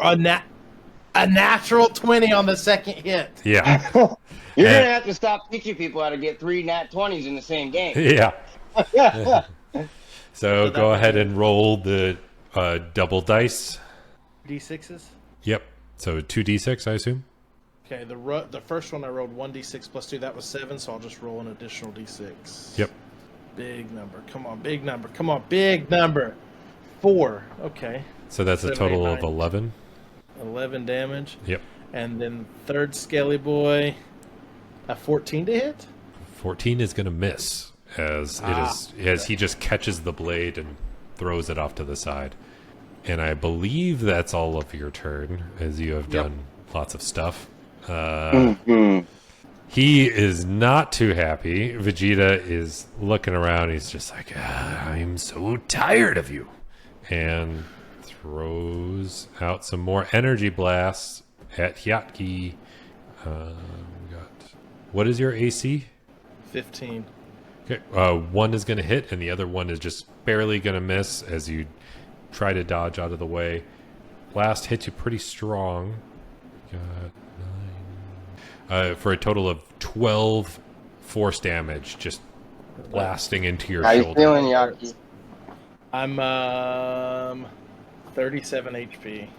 And then it is Nappa's turn, who looks at this thing stabbing him with a shadowy blade, and he's just like, finally, I can fight back. What is your AC? 18 right now. 18? Jeff's just gonna kind of Yeah. look at him and wink. So he tries to come down with his fists, and you block both fists coming down at you with your shadowy blade, dodging out of the way and parrying. And it's just like an arsenal coming down. The sheer force of it is surprising, but you manage to be able to not get hit in the process. And now it is your turn, Jet. So, as he just tried to swing down hard on top of me, and I still have my shadowy blade going. I deflect him, roll out of the way, and I'm going to roll right back at him. Okay. And I'm going to swing again. As you go full-blown Dark Souls rolling back and forth, and you swing with your shadowy blade. That one's going to miss. Yeah, that nat 1, as you roll, you swing, and one attack comes through and does... What? No, with a 13, you're also going to miss. So you manage to miss once and swing, and you miss again, but because you crit failed, you swing so hard, and this rolling throws you off balance, and you are now prone at the end of your turn. Use any bonus action. Can I use my movement to try to stand back up, take half? No. That would defeat all the fun of you rolling a crit fail. Yeah. All right. And I guess my turn's done, or not really. All right. Hiatki. I'm going to cast at 3rd level blindness on Nappa and Vegeta. All right. So they need to make a Constitution saving throw. What is the passing for that? 15. They both fail. They are both blinded. Okay. That is going to be rough. Let me double check the stuff on blinded. At the beginning of each of their turn, at the end of its turn, the target can make a Constitution saving throw. On success, the spell ends. Okay. And I was just making sure now all of your summoned creatures can attack at advantage. Hey! Because he can't see it coming. So anyways, we start kicking. Yep. Faye's gonna do a sword attack. Yep. First attack from Faye is a 13 to hit. Second, a natural 20. Oh my god! This is crazy! I'm gonna go sit on the bench. You let me know when you never roll. First damage is 3, and then add the d6. Are we doing... Oh, no. We haven't been doing crit damage So on that. 5 total damage. Yeah, we do crit damage is just double the dice. So 5 total damage from the Fae. First Skelly Boy. and don't forget your force damage that you get to roll 2d6 for as well. Oh, that's right. Let me roll that real quick. Well, the hit from the skeleton was a 20, so I'll roll 2d6 now. Yep. For the 6 damage of additional force damage to Vegeta. Okay. And then first hit from the skeleton was a dirty 20. Damage from him was 7 damage. Okay. Second Skelly Boy, 23 to hit, and then a 16 to hit. So damage from him was 6 damage. Okay. And then third Skelly Boy, a 15 to hit. 15 will hit. Yeah. And that damage is 8 damage. Dude, Yeah, my rolls are crazy. You notice that his armor, Vegeta's armor, is just completely pretty wrecked at this point, and he's bleeding pretty profusely. And that will end Hiatki's turn. All right. Now it is Vegeta's turn.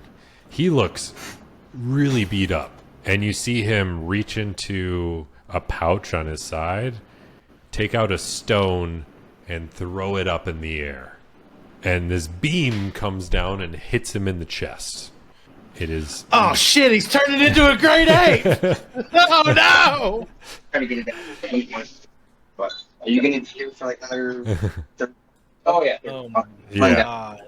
And Worst case scenario, get it down to the bank.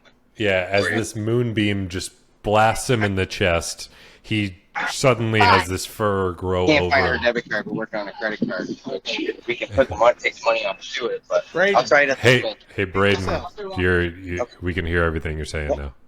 Maybe. All right. So Talking to me? Talking to him. We're talking to Braden. Braden. Yeah. Oh, Yeah, sorry. yeah, There was somebody came to the door. Yeah, that's Apologize. fine. So he throws the stone up in the air. A moonbeam shoots him in the chest, and he turns into a giant ape. He then proceeds. Oh, let me see. Giant. What is? Ooh, yeah, they're nice and strong too.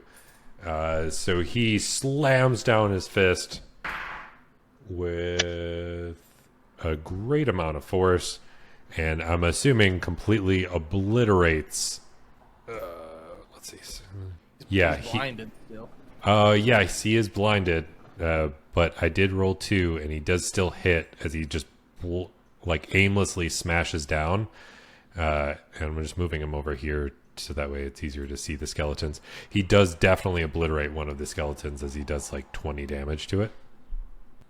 Oh yeah. No. No, Cheyenne. And then he tries to swing at the other skeleton, but crit fails as he's blinded, and he swings aimlessly, and he accidentally Falls on his back. No, he accidentally hits Nappa instead, dealing. Okay, Nappa gets squashed into the ground and dies. Splat. Wow. Shit. Jet takes like a big sigh of relief as he just watches this massive ape hand smash into the ground like a foot away from him. And then Jet, it is your turn. All right, so I'm gonna use how much of my movement to stand up? A half.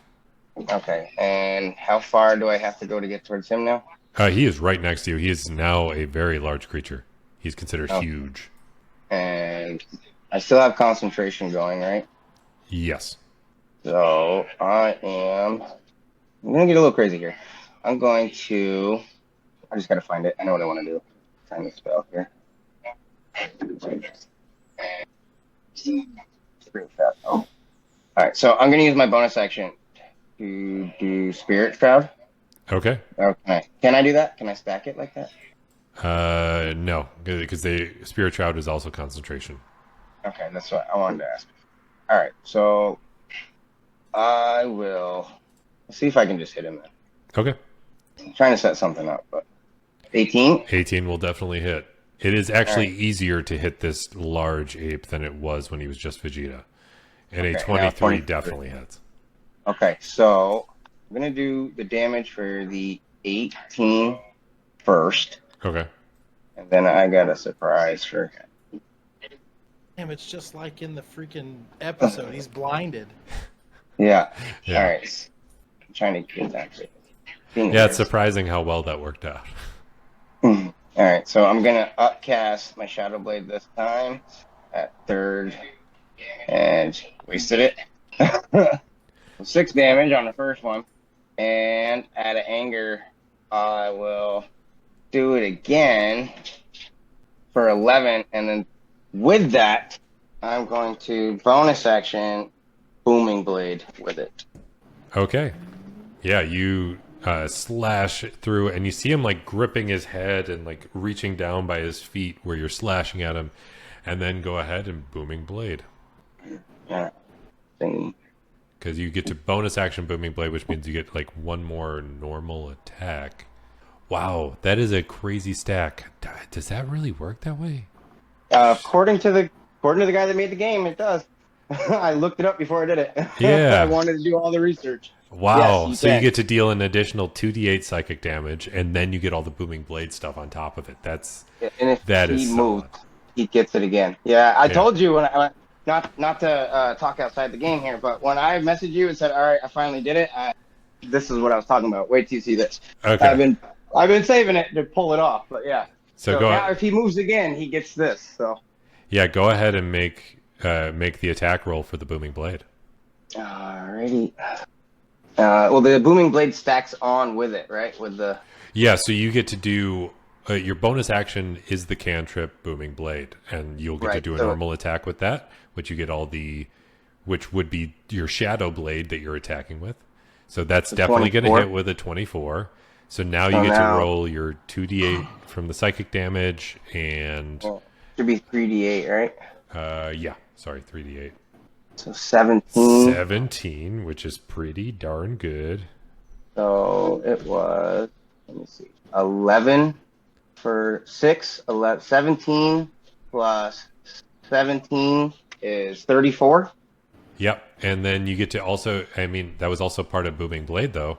So you get to add more damage on top of that with Booming Blade. You get to add an additional 1d8 thunder damage on the hit, and then it takes more damage on top of that if it moves. So so roll one more d8 for thunder damage. Yes, sir. Come on, luck of the Irish. There we go. So that's going to go 39 total damage. Yeah. And then if he moves, he takes an additional 2d8 thunder damage. I just did it straight up. I didn't upcast any of that, which I can do, but I didn't. All right. Now, I need to make sure he is added back to initiative, because otherwise that just gets all sorts of... I'm going to put this in chat, but this is what I say as I do it. And so as I hit him, I yell out, Gallic gun! And he just gets blasted with a Gallic gun sword, I guess. Yep. Yeah, I guess... sword! Yeah. And then it is Hiatki's turn. I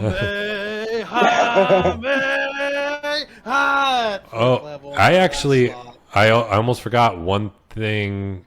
He's still blinded.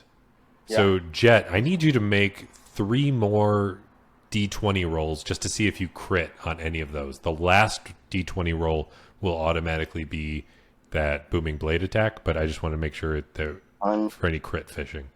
I'm in. I don't believe so. So I got... So everything would have been +6. So 5 + 6, 17 + 6. Yeah, so that's fine. We were just seeing if you critted. You did not. Yeah. So Hiatki, go ahead. You are getting to it. Well, that did it as... Oh, sorry. Because I rolled all 3. It added all 3 D20 rolls together. Yeah, it's fine. Just roll with it. Yeah. So Hiatki, go ahead. You have advantage on the attack because he is still currently blinded. First roll with Guiding Bolt. All right. As you try to Kamehameha blast with Guiding Bolt. 23 to hit. Just roll Second one. Roll it again just to see if it... 17. No crits. But that's fine. Roll the damage. 16 damage. Just gets blasted with 16 radiant damage. And just gets shot right in the chest and giving advantage to the next attack coming his way. But he's already blinded, so it doesn't matter too much. That is going to be the Fae. Is going to do his short attack. Okay. With advantage, thank God. I'm just picturing the Fae as Yamcha because the Fae is a little wolf and Yamcha has his wolf fang fist, so I'm going with it. 14 to hit. 14 will hit. So that is 1d6, 2d6s. Okay, so here's the first one. 8. So that would be... Rolled a d6, 6, plus 3, and then one more d6, so 8. That's really confusing. Yeah, so you get to roll 1d6 plus 6, so that's the 8, and then you get to roll one more d6 that's just force damage. But you can actually just combine it all now because he's no longer resistant to the... Okay. So a little bit extra damage. 9 total damage. Yeah. And then I have 2 Skelly Boys left. Yep. So first one attack 13, second 17 to hit. 17 will hit and a 13 will hit. So 7 damage from the first skeleton, and then the second skeleton, 23. Come on, give me a 23 to hit. 3 damage from the Skelly Boy. 3 damage from Skelly Boys. All right. So we got some slashes coming at it, and then he gets to come around and he just starts slamming down. Is it at the end of his turn or at the beginning of his turn that he gets to do another blind check? End of his turn. All right, so he is still blinded right now, but he is going to swing down and miss the first one. Swings down and hits with the second fist attack, slamming down. We're going to do it at random. I'm going to roll a d4. If it is a 1, then it is going for Jet. If it is a 2 or a 3, it's hitting a skeleton. If it's a 4, it's hitting the Fae. It is a 4. It slams down on the Fae. The summon Fae has a significant amount of hit points. So let's see. 8, 15, 19. Does 25 damage to the Fae as it slams down on it with its fist. And he has 30. He has 30 hit points. Yep. All right, and Jet, you are now up. Did you roll? Oh, thank you for calling that out. 15. He still fails. Oh. Okay. Jet's still angry. You still 16 have advantage First one? Okay. because he is still blinded. He can't see. Oh, you ho, attacking. ho, ho, ho, nat 20. There you go. And second hit. Go ahead and roll the damage from that nat 20 first. So you get to roll Okay. So I'll clear that. 68 psychic damage. I believe so. 25. 25. As you reach through, and you do this massive overhead chop as this creature is like spinning around and grabbing at its eyes. Your nat 20 makes it so you slice right through its tail, and its tail falls off, and he starts to shrink, and he shrinks in the air, and then he starts falling down, but then immediately disappears. But you have defeated him, as a small stone also falls to the ground. Well, as Jet was like jumping through the air, swinging, and the only thing that he can make contact was with his tail and cut clear through it. He lands on the ground and looks up, ready to ready his next attack. And as the stone falls, he just puts his hand out, grabs it. Yep, and you catch this stone, and you feel it humming with magical power, as this is the stone that Vegeta used to turn himself into the Great Ape. But it is a stone of Moonbeam. It allows you to cast Moonbeam once per day. Oh. I'm going to cast Ray of Sickness on Jet. I'm kidding. I would like to do Animate Dead on Nappa, though, and get some more undead to take back with me. Okay. So you can cast Animate Dead on Nappa, who is like a squished skeleton, but the body of Vegeta is not there. His body was teleported away somehow. So, okay. Real quick, what are we calling the stone? This is like a moonstone. Moonstone, once per day. And what level? I will figure that out. Go ahead. Yeah, we can figure that out offline. But yeah, it's going to have a default DC as well as a default casting level. So Yep, no, that's fine. then you have defeated the Cybermen. You have defeated Nappa and Vegeta. You very easily find the Sphere of Power now that you've cleared away the forces also looking for it. And it only takes you another like 30 minutes to find it, considering how easily Bulma was able to point it out on the map. Are you going to turn the Sphere of Power in, or are you just going to try and hang on to it? That's what we were hired for. Jet, wait, what are the other people doing in our group? Did they keep the other ones? They turned in the one other one that they've come across so far. Jet, keep I'll give you the stone if you let us turn it. I want One power, Dragon Ball. One of these orbs is gonna do us no good. Yeah, I mean, you don't even have any concept for what they do at this point. Oh, okay. But Bulma was maybe listen, all I'm saying Hiatki. is maybe Jet, we I know, become Jet the bad guy. I know. No, Well, turn it in. I'm good. I'm Right. cool. Jet will look at Yaki and say, I understand you're wondering what this does.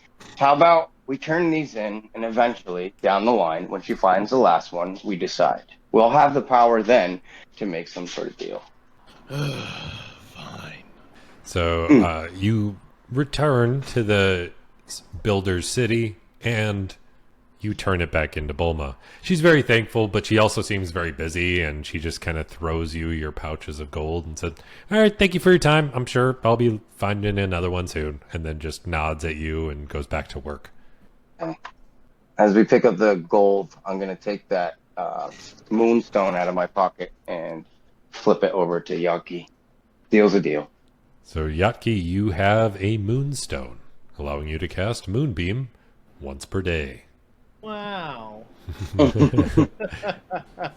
And by default, I'm going to say that it is a DC 14 for the saving throw on anything for the casting, and it is the base level of Moonbeam.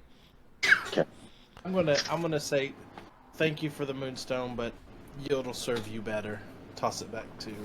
Jet's going to catch it and smile. I knew you'd do that. Put it back in the bag. One day, Jet, I will kill you. Walk to the bar. Jet will smile and go, yeah, we'll see. See here. And with that... Oh, go ahead. There was a ring that I received. Water something? Command water? There is a elemental ring that we got from basically destroying the cultists trying to summon Captain Planet. That's 150 gold we just got. Yes, you each get 150 gold. Dang, we made 200. That's got to be the first time any of your groups have ever cleared 2 quests on one stream. It is the first time we've cleared 2 quests on one stream. We role-played and fought like a boss. Yeah. And I love the roleplay. That was so fun. Yeah. Yeah. I mean, we've had other situations where people clear something really quickly, and when we've dealt with that, they've done more role-playing in town to just kind of screw around and see what happens. But we've never gotten to a situation where we're like, yep, 2 quests, let's do it. So. Yeah. That's cool. All right. Well, I had fun. Yeah, Thanks, that was a good one. You've managed to complete 2 quests. You have done the investigation to find the clues to help Blue find the killer of Steve, and you have recovered a sphere of power for Bulma and defeated Vegeta and Nappa and a handful of Cybermen. And with that, we're going to end today's session. I had a ton of fun. I'm hoping that everybody had some fun. And with that, we come to the end, which means I get to wish everybody to roll 3 nat 20s in their next D&D session. And until next time, keep playing D&D. It's tons of fun. See you guys. See you later, guys. Bye-bye.